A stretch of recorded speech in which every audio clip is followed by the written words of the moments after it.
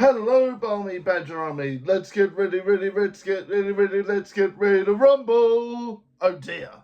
So the other day, I went to see Rumble Wrestling Promotions. Big, fantastic shout out to the missus who took me there for my birthday. Oh, yes. So, yeah, some of you guys have been asking me to do a bit of a birthday vlog. So, this is going to be one of those. And I thought this was well worth it. It's South East's favourite wrestling promotion. It's a really great place to go. Now, unfortunately, my programme did get beaten up a bit, but I managed to find another one. But yeah, this was victimised by somebody's foot. But I managed to rescue it. So this is at Kelmsley. It was a really nice little hall, and it was very inviting, and it was one of these things where it just reminded you of some old school times when you were a kid. And my mum spoke to me about it like tonight actually, and she said, do you remember that time when we went to Worthing in a town hall and we saw it and the guy had all rips down his leotard? And I said, I don't remember that, but it's coming back to me, you know. So that was a fun one, and that was definitely old school British stuff. Whereas Rumble Wrestling is a mixture of American and British style. So that's what makes it one of the most sort of heartwarming places to go. And it does remind you of stuff when you were a kid, like Big Daddy and stuff like that, and Saturday afternoon wrestling. But yeah, so that was really cool. So if you're ever in town and you see Rumble Wrestling, I really recommend them. But yeah, this show had Craig Callahan versus Charlie Marley, and Craig is a newcomer from London, and Charlie Marley is a North Londoner. This was one of my favourites actually. The first opening one was really fun, you know, and it's just like the energy of the first match always gets you, doesn't it? The Rumble Championship was Sid Mandelli, who was the champion, who was played a proper bad guy heel, you know, and versus Xander Bryant. They were fantastic. You know, the heel aspect of it was great, and they weren't trying to be an American heel or anything like that. It was a proper old school British heel, and I loved it. And it just made me so heartwarmed. Some of the stuff, you're watching the moves and you're like, God, you're performing so well. But it's different. When you're watching it on TV, you don't get that aspect of danger. When you see it in front of you, you're like, oh my God, don't hurt yourself. So that was really cool. The next one was a tag team matchup, British Tag Team Championships. Mark True, partnered by Kieran Lacey. And that was a really good match, of course. Leonard Bryant, partnered with Raymond O'Reilly. Youngest ever challengers. Now, that was a really good sort of team up. I'd say that was one of my favourites of the night. The tag team match was really good. Every one of these matches, you know, when you go and you watch an event, 9 times out of 10 you're going to get a bad match. But there was no bad matches. There was the All Nations Championship with Nino Bryant and Tate Mayfairs. That was a really good one. That was for the British Light Heavyweight Championship. That's obviously our version of Cruiserweight. That was really fun to watch as well. Really enjoyed that. Lots of high-flying action and lots of sort of squeamish moments where I was worried someone was going to get hurt, you know. The official European Championship. Now, this was the steal of the night because everyone come out.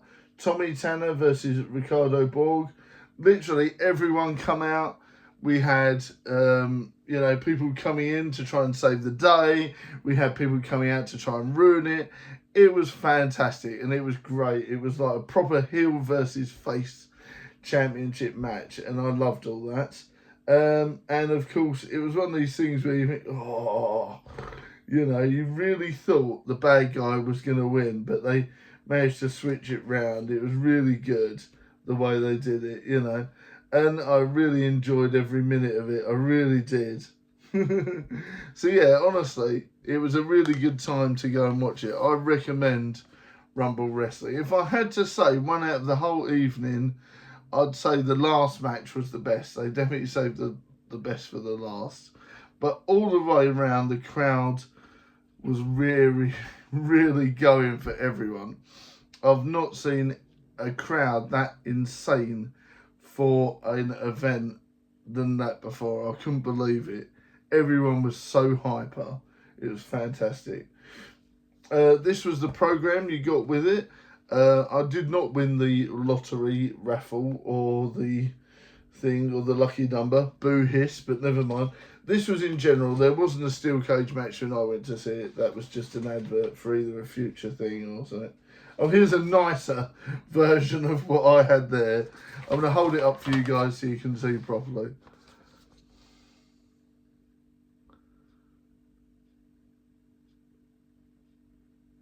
There you go. So that was really fun. But yeah, so 3 tag teams on there. They had a steel cage match the other time. There's a little bit about all the wrestlers there. I'm going to hold that up if you want to have a look at that.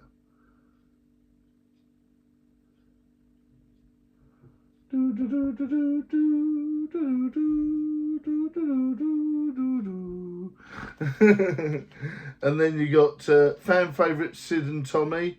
That was really cool. He played the bad guy though. You know, Tommy Tanner and Sid Mandel, they were bad guys when I watched it, but perhaps they flip and change it. But they were bad guys when he was a bad guy when I watched it. Maybe he's usually a face and they changed it round. But yeah, he was the bad guy. He was and so was he. They were proper bad guys. I mean, maybe obviously fan favourite. They could still be bad guys, couldn't they? You could still be heels. Didn't see this gentleman. I don't think. I think he may have been in the background. And we had some of the younger guys and all that sort of stuff. I don't think we saw these two, not dressed like that anyway. But there was some good fun.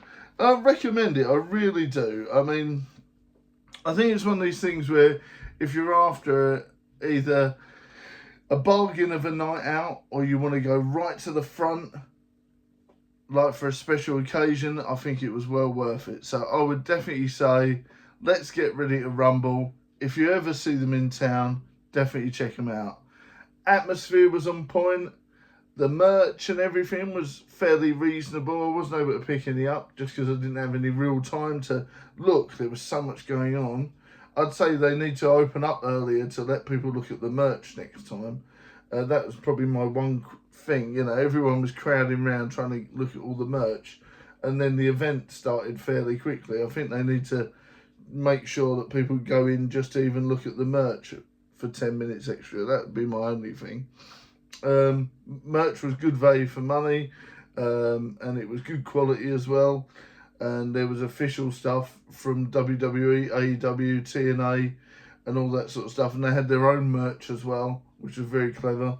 I think they need to focus more on their own stuff rather than publicising other companies. But that's, you know, a bit of a juggle, isn't it? For me, you know, I suppose if one team's, you know, there's that argument, if one wrestling company's doing well, then they all do well. So, you know, advertise their stuff and WWE's and stuff, and I suppose everyone wins.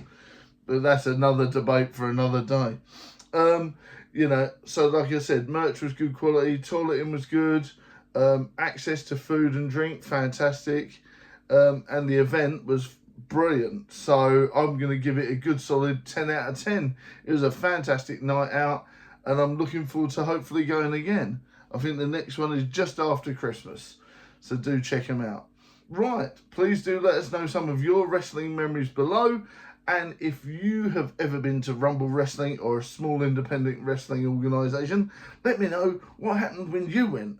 I nearly got bopped in the crowd several times, but I did get several high fives from all the faces, so that was really fun. Tell us some of your memories below.